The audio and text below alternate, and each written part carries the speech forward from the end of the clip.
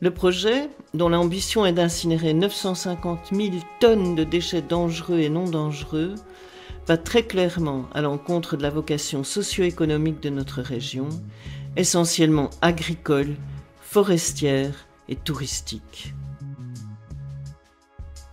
La première carte indique l'emplacement prévu actuellement, qui se situe à 700 mètres de la frontière belge et à peine plus de 200 mètres des premières habitations du centre de Givet. Le projet touchera donc la majorité des habitants de Givet dans un rayon de 1500 mètres. Si le projet sera d'accepter uniquement les déchets de France, de Belgique et du Luxembourg, la position de l'incinérateur est très mal choisie. Si l'on prend un rayon de 200 km autour de cette position, il couvre 30% de la Belgique-Luxembourg, 44% de la France. Mais 25% de la zone couverture est inutile, car les déchets ne sont pas supposés provenir de ces régions, à savoir Allemagne et Pays-Bas. De plus, la proportion de provenance des déchets, soit 75% France contre 25% Belgique-Luxembourg, ne correspond pas à ce ratio.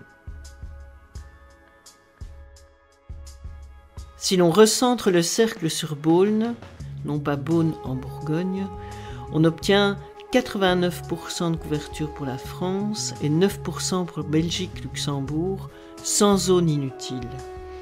Ce déplacement de 136 km vers une zone moins sensible du point de vue population et nature diminue également les trajets nécessaires.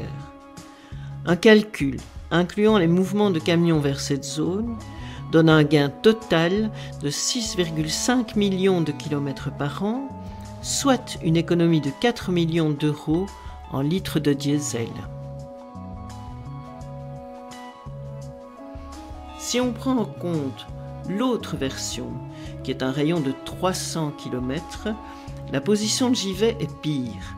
La couverture est de 44% sur la France et de 13% sur Belgique-Luxembourg.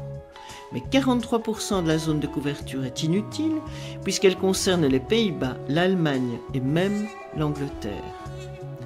À moins que le projet ne s'étende à ces pays, contrairement à ce qui est annoncé. Si on déplace ce cercle à Louhans, on gagne 13 millions de kilomètres par an, à savoir 7 millions d'euros. La couverture revient à 81% France et 11% Belgique-Luxembourg, avec seulement 7% inutiles, et ce, dans une zone moins sensible du point de vue nature et population. En conclusion, l'emplacement le plus rationnel se situe entre Beaune et Louhans.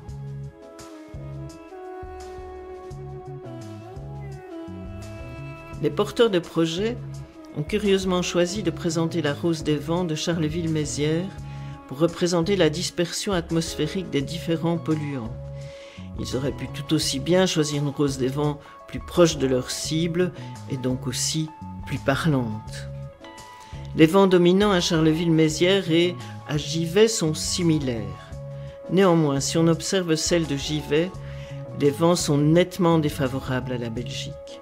Sans compter que la Meuse, susceptible de charrier des déchets, remonte vers la Belgique, comme c'est déjà le cas avec la centrale atomique de Chaux, située non loin. Côté français, la population de cette région est assez dense. La France est donc fortement impactée de ce point de vue.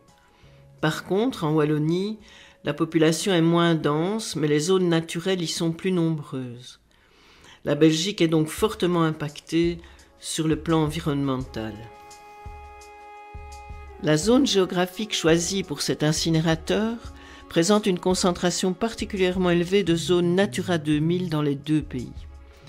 Un incinérateur pour déchets dangereux d'une telle capacité, au centre de ces zones, est un choix particulièrement discutable. Un projet d'incinérateur de déchets d'imprimerie, lancé en 2011, a été rejeté par le préfet des Ardennes le 29 octobre 2012. Toutefois, en février 2013, l'entrepreneur n'avait toujours pas désarmé. Il a fallu attendre novembre 2013 pour qu'il jette l'éponge, soit 2 ans de tergiversation et d'inquiétude pour les populations. Le préfet actuel aura-t-il le même discernement ? Et faudra-t-il attendre aussi longtemps pour conclure à l'aberration de ce projet dans nos régions ? Alors même que le projet actuel est pharaonique avec près d'1 million de tonnes de déchets par an, il faudra s'attendre à un acharnement plus grand encore cette fois de la part de l'industriel, mais aussi de la population et, espérons-le, de leur gouvernement.